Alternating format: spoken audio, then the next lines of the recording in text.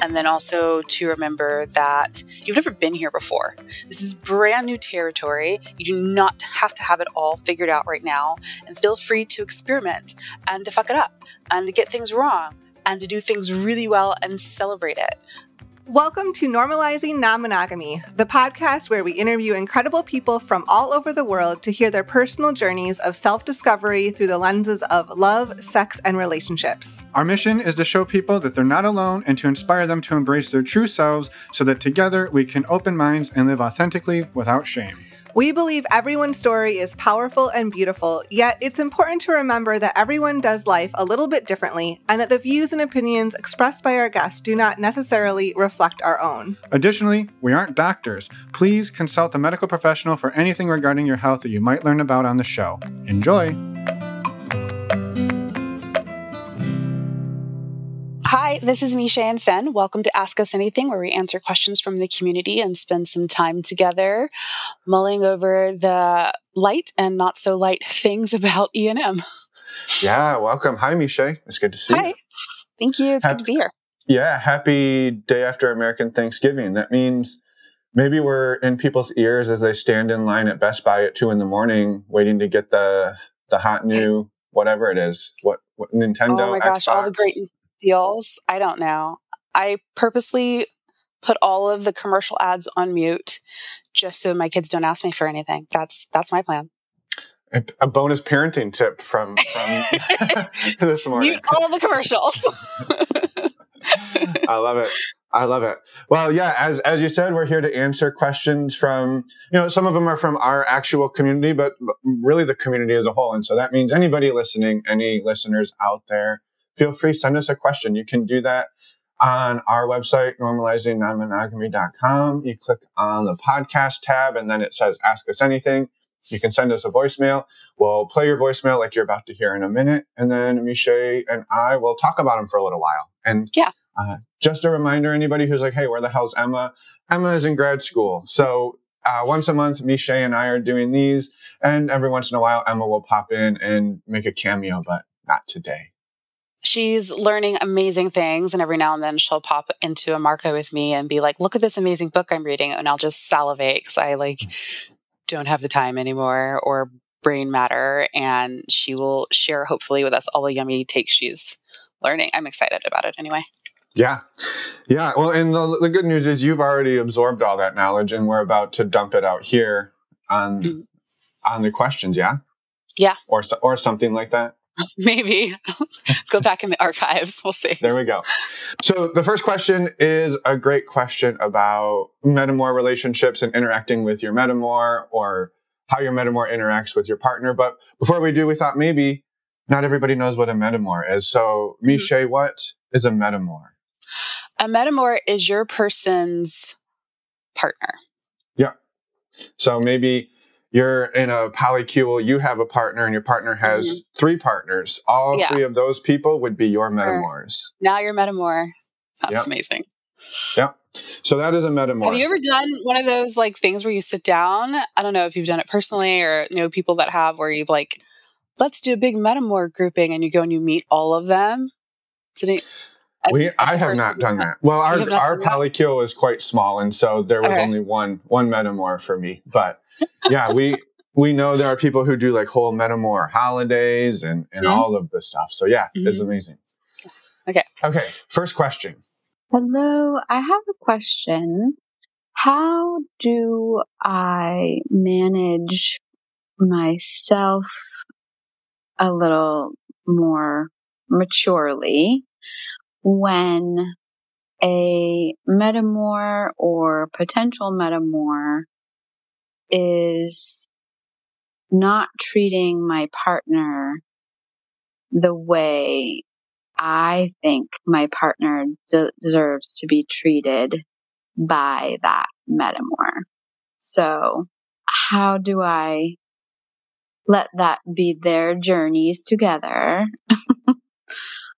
while still managing feelings that are coming up for me that are related to some anger, maybe some frustration, some jealousy, some disappointment, all centered around watching someone you love being treated in a way that is less than how I would be treating them.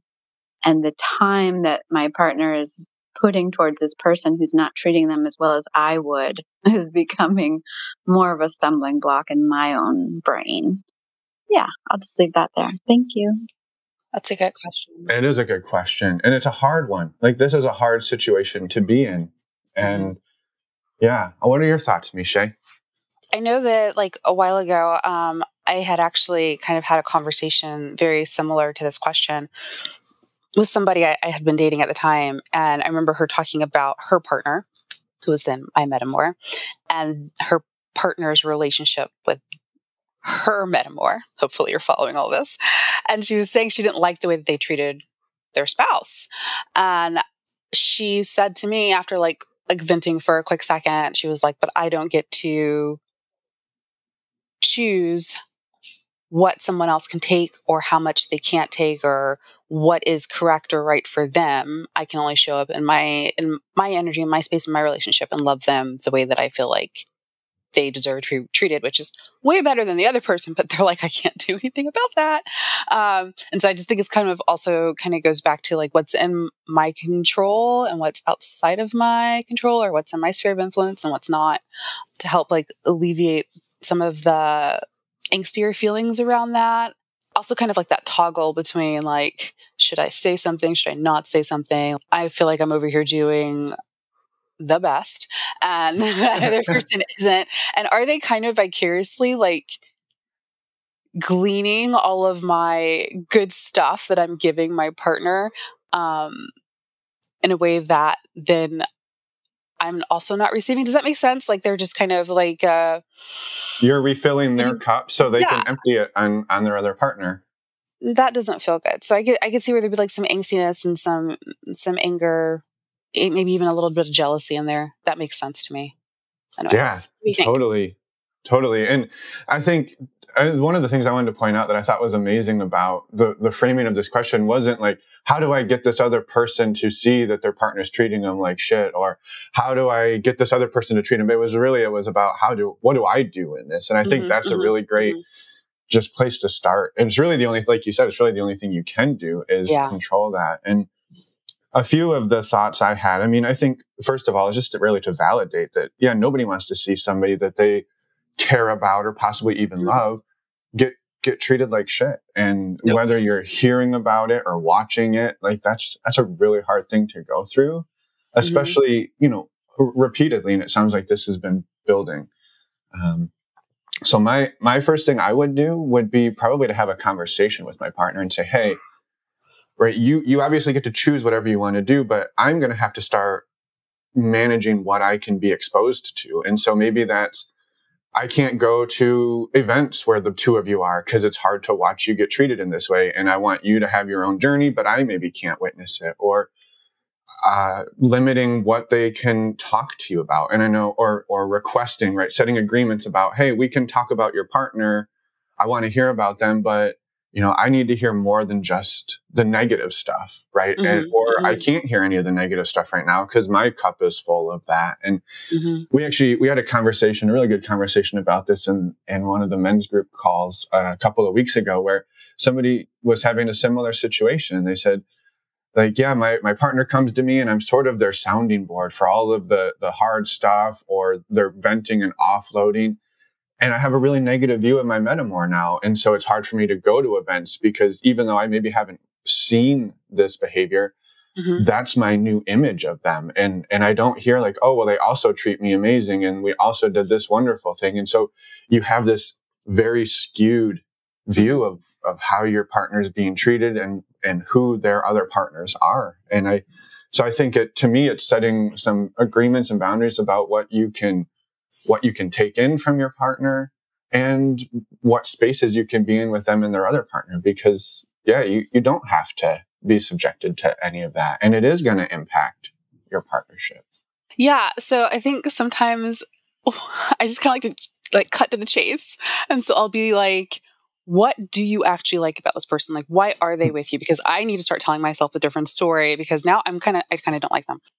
And then I probably would also need to be able to say, okay, well, these are all the things that you like about that person. When you come to me with some of the things that they haven't done that are nice, how would you like for me to support you, to turn you back around and point you back to that person? Because obviously you still really want to be attached to them, and I want to support you. So that even if I don't like them, the goal is for you to be happy. So how do I support you in your happiness? Because this person also makes you happy. Yeah. Yeah. And then you get to figure out how, of their requests of how that you can support them, which of those can you actually do, right? Can I even step into that role or not? But yeah, so you're not just kind of guessing. Yeah. I think there was another part about this to me, this conversation around communicating to them that this is hard. I think there's a timing element to that. And that is having that conversation as its own entity rather than in response, right? So if they come to you like, oh, my partner just did this and they treated me like shit and I feel horrible, and they're offloading to you, that's a really probably not a great time to be like, hey, this is the thing. Don't do this shit anymore, right? It's like, come back later when you're calm, you're not flipped and triggered, when they're in a better headspace, when you're both calm, right? Say, hey, there's something I want to talk to you about that's been going on. So I think timing of this conversation is also really important. Oh, that's so true. It's kind of like sometimes when people are like, I want to tell my partner in bed that like I don't like this thing that they do, or I wish that they would do more of that. And I always tell them the best time to do that is not right after sex or before sex or even in the bed. Like do that outside of the bedroom, like when you guys are doing something like washing dishes or walking the dog. And no one's flipped. There's nothing triggering, nothing even correlated to it, because what you really want are positive reinforcement strategies. And that is exactly what you just mentioned. I love that. Yeah, I love that. I love that tip. And there was a couple other pieces that stuck out to me in this. And there was the part two about it. It's starting to be hard that they're spending more and more time with this person. And they also mentioned, they like snuck in there the word jealousy. And I think those were two important parts that I just wanted to touch on and again, validate that, that is hard when you're like, hey, I treat you amazing. And then you want to keep spending more and more time with somebody who I feel doesn't treat you very amazing. That can really mess with your head. And I'm going to do a lot of projecting right now around like potential things that can happen and that I've seen happen. And I think one of those is if there's like insecurity or something going on in a partnership, if there's conflict, right? Conflict is a way to connect. And so if there's maybe something else going on, there's a potential that somebody's causing conflict or causing drama, not necessarily with you, but with your partner to get more time, right? If it's always a state of repair, it's easy to go, well, I'm having a hard time with my partner, so I can't come out tonight, or I can't see you this weekend because we're repairing. And then your basically role becomes to support their repair with their partner. Yeah. And then you do get less and less time. And that to me would be a ripe place for jealousy to come in. And I think on top of that, just being mindful, and again, not saying this is happening, but sometimes our support allows people to stay in situations that maybe are less than ideal because they've got the extra support. They know, well, I can go and do this really hard stuff. And even if it's never really like moving in a positive direction, because I can always come back and get my support from you, partner. And now you've turned into a support system rather than a partner who's actually getting like the quality time that you were hoping for. And so I think that was just a couple of thoughts. Again, not saying these are exactly what's happening, but just some patterns to maybe be aware of. So you're saying like that the other person might feel taken for granted. Yeah, totally. I think it was similar to what you had shared earlier, where they're emptying their cup to help manage their partnership with somebody else, and you're filling that cup, and eventually, like you're just dumping it in, and they're dumping it right back out into somebody else. Like that is exhausting. That's exhausting. Yeah. So then, I think it also kind of like if we take it to a little bit of a darker level, I guess if we go there because we're human, sometimes that. It could also make you pause and go like, well, what are you getting over there that you're not getting over here that's making you go back? And so it makes you begin to think about yourself a little bit, like, what am I not doing? What am I doing too much of? Like, I should be more. to bring up Yeah. some more insecurities, or like, is this whatever it is that they're doing over there where it's a little more intense, like maybe I'm not intense enough for you. So there's just like a lot of other insecurities that might bring up as well. And so maybe talking through maybe whatever those insecurities are, even if they don't fit the facts, even if you feel like this isn't actually what's cognitively happening, but internally, those are the emotions that are getting stirred up. Hopefully your person is a safe space for you to say, hey, this dynamic you have with my metamour is bringing this up for me. Yeah, that's a great point. And I'm so glad you said that. The idea that right, you feel like you're doing everything, right? I'm like perfect over here. And they keep wanting more time somewhere else. Like, I have to be more perfect. I have to be more perfect. Because if I just do a little more, I'll get some of that time back. That is such a great point, in a super slippery slope. Yeah. Oh, that time little bugger and E&M is the green-eyed monster. I know that we all think that sometimes it's because we like jealousy is like wanting like someone else getting or feeling like someone else is getting what you already have or kind of like what you own a little bit. And the only thing anybody really has, the only real currency anyone has is time.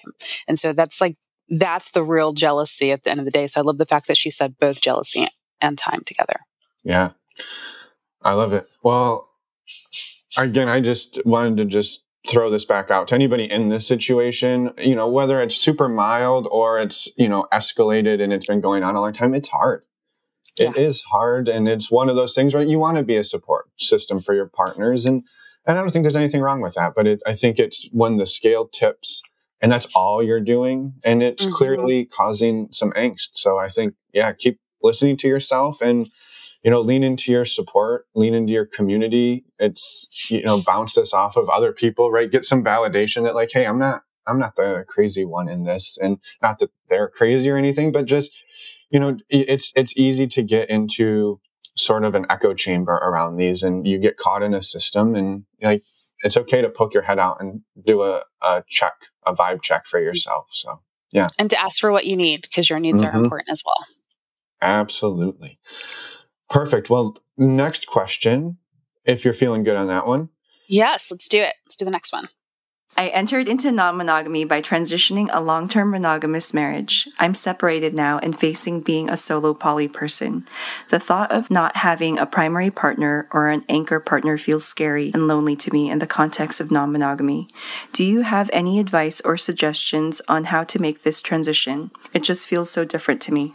Yeah, that's a big question. That's got to feel really weird to have gone through monogamy with your anchor person, then to ethical non-monogamy with your anchor person, and to go from a relationship structure that is like more, even though it's surface level, more secure, to a relationship structure that is inherently an insecure attachment style, to being completely on your own. Those different transitions they definitely feel completely different. And there's a deconstruction of how you show up in each relationship dynamic, even if the relationship dynamic is just with yourself.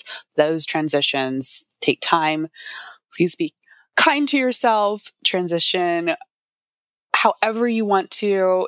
The way to being solo poly can look erratic, and it should be, because this is a completely different space than the two that you've been in before, where security might have felt completely different.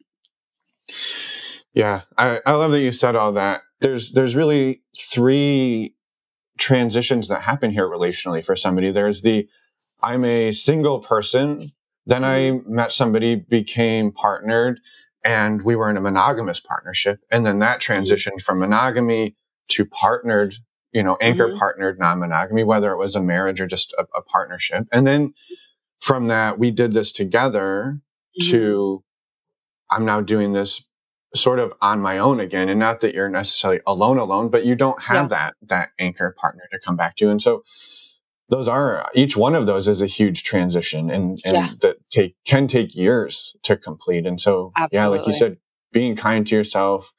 I think one of the thoughts I wrote down was like, go slow. I literally wrote, go slow and be kind to yourself, because these are big big transitions. And I think to touch on in there, like the grief around this and the fear, right? This idea when you open up a long-term, or when you open up any monogamous partnership, right? The number one fear everybody has is we're not going to last. They're going to find somebody else and leave me. There's the whole, like, this is going to be the end of us. Mm-hmm, mm-hmm.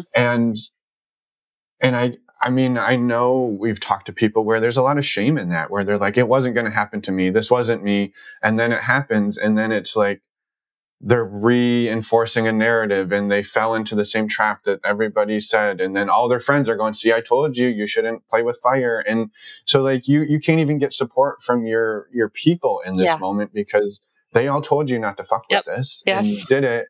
And here you are stepping in the dog shit that everybody told you. And so like, it's not only it's like double shame almost. It's double shame. It's double shame. Yeah. Yeah. Oof. So that sucks. I just wanted to validate this person saying, that is a tough transition. And then, to sit in it by yourself and maybe even have people like pumping shame into you. Like, damn. Mm-hmm. Mm-hmm. I'm also kind of curious if you're, and I know you probably can't answer this, but I am a little curious if you're solo poly because that is how you want to be, or it's like, now I'm solo poly because this is where I've ended up. And this is like your perspective of, because I think those energies and the way that you view where you are now and the relationship dynamics you create in the future are really built off of that particular like energetic flow.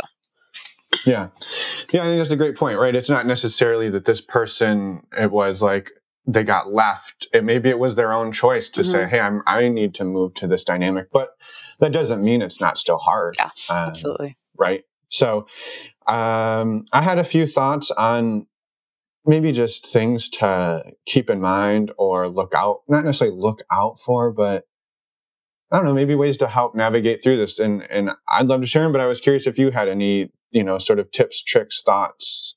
I mean, the first things that came up for me was like create safety for yourself, because going from having an anchor person, your whole, relationship structure space, that whole lifetime that you had with that person to now only being with yourself, there's like a phantom limb that you have to learn isn't there, kind of a little bit as you stand on your own.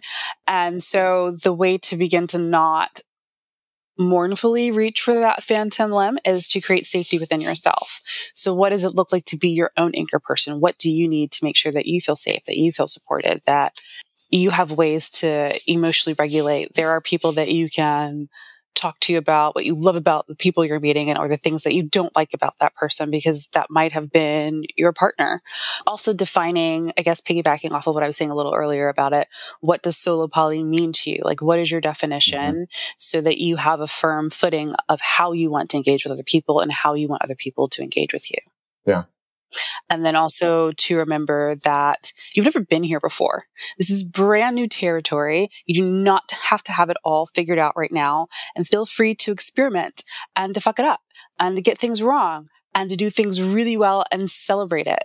So yeah, those were my first thoughts.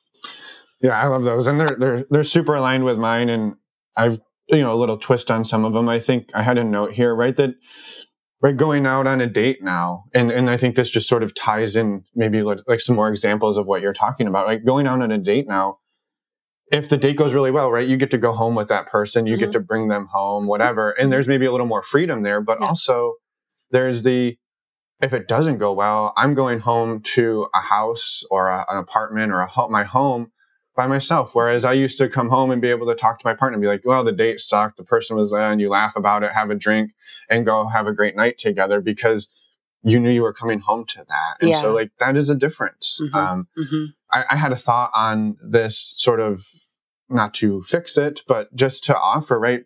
Lean into your community, build yourself a community of support. And you can even reach out to those people and say, hey, I'm going out on a date tonight, and this is my first time going out on a date where I'm not going to come home to my partner if it doesn't go well. Can I come back and crash at your house, right? Like, I know it's a weird ask perhaps, but if you've built yourself a community of friends, I mean, I would totally do that for somebody. If they're like, hey, this is my first solo date and I'm afraid or I'm a little scared about coming home. I don't know. Maybe I will be okay. But like, if I need to come by and crash on your couch, like, hell yeah. You know, like that is a very, and like, I think it's a valid ask, right? To take care of yourself, like find ways.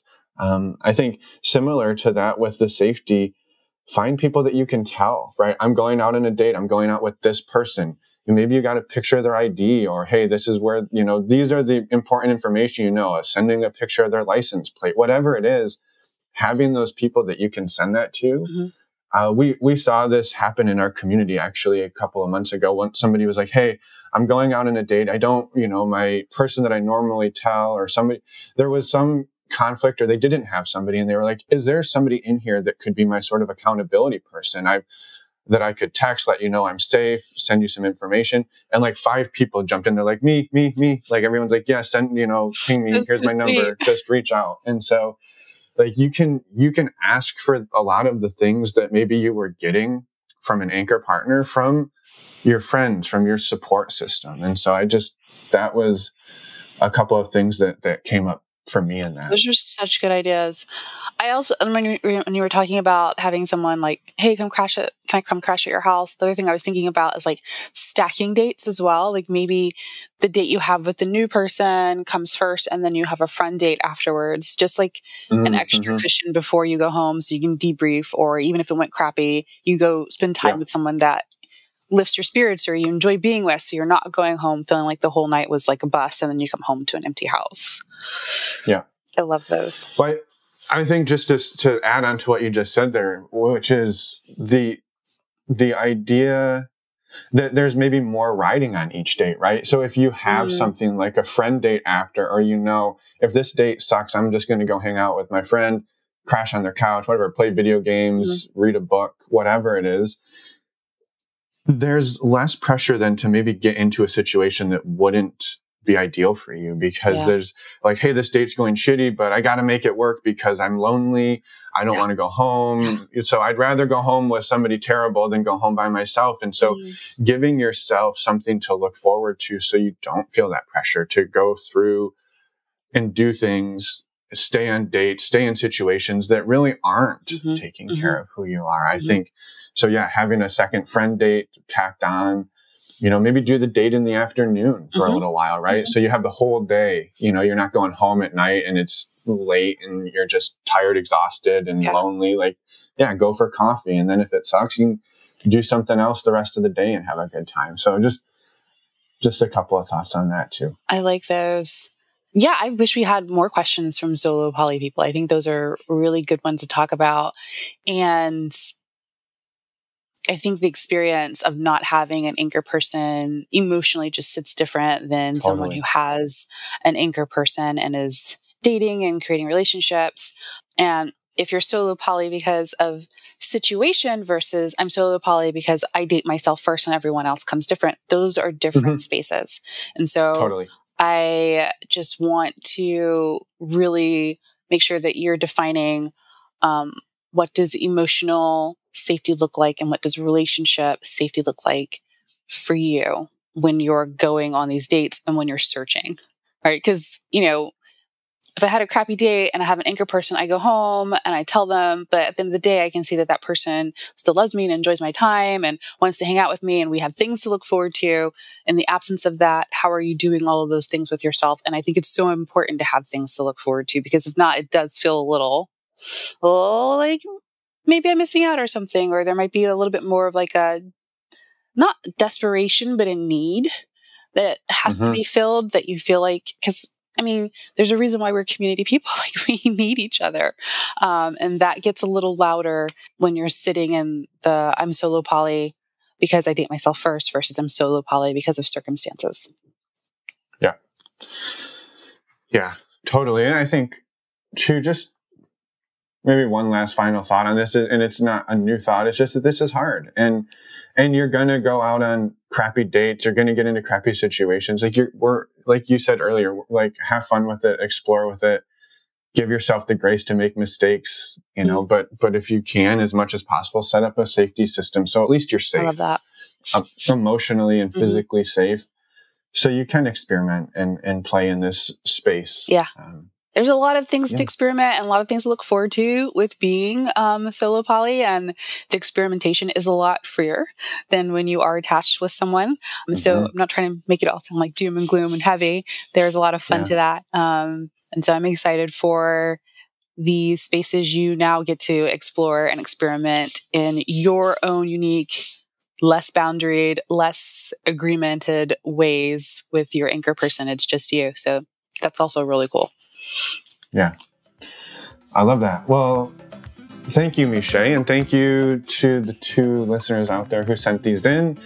And I don't know, I always enjoy talking about these things with you. So thank you for being here. Me too. I like it too. It's nice. You make me think of things in a way I hadn't thought of them before, and you always add like things where I'm like, oh yeah, I didn't think about it from that angle. That sounds good. Also, send us your questions. We'd love more feedback, any and everything that you're thinking about, even if they're not like super deep or super profound, even if it's like just a sex question or if it's just a quick relationship. I know this sounds dumb, but this is how I'm feeling. Whatever it is, send it to us. We want them all. Yeah. I would even offer, if you have questions for us, maybe even about us, we'd be happy to answer some of those. So we can dive deep. We can dive deep. That's right. Or not. And for anybody who wants, or not, maybe not. For anybody who wants to find you, Meshai, do you want to just plug a little bit about who you are? And again, for anybody listening, the links will be in the show notes, so you don't have to write everything Meshai is about to tell you down. Yeah, so you can find me at expansiveconnection.com underneath the coaches tab. I'm scroll down, I'm down there. And you can request to book a coaching session with me or any of the other wonderful coaches at Expansive Connection. We love our community and we love working with people. I particularly love working with people around trauma, sexual problems or roadblocks or hurdles. And I also have a clinical background in therapy. So if there are things like mood disorders or medications that you're on, I kind of can also swim in those waters a little bit as well. And then I'm also really great because I can look at E&M and be like, that's not actually the problem at all. That's not even, it's not a factor in this. And so you're not having to sit there with someone else and be like, I know I said I'm poly, but I don't necessarily think this is the problem. They're like, no, get rid of all your people and you will be happier.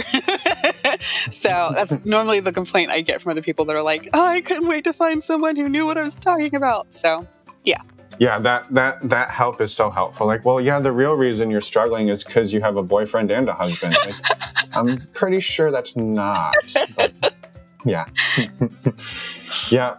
Also, there was a fun moment in there where you were talking and you mentioned sexual roadblocks, and my brain drew a picture of trying to drive down the road, and there were people literally like doing sexual things blocking the road, and I was like, is that what a sexual road, like an actual road, a sexual roadblock would look like? Roll your window down, just go real slow, like I'm just driving. Just driving.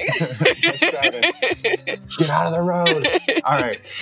Well, with that, we hope you have a wonderful weekend, the rest of your Friday weekend ahead, and we'll see everybody December 22nd. That is the next one. And yeah, have a wonderful weekend, Meshai. You too. I'll see you later.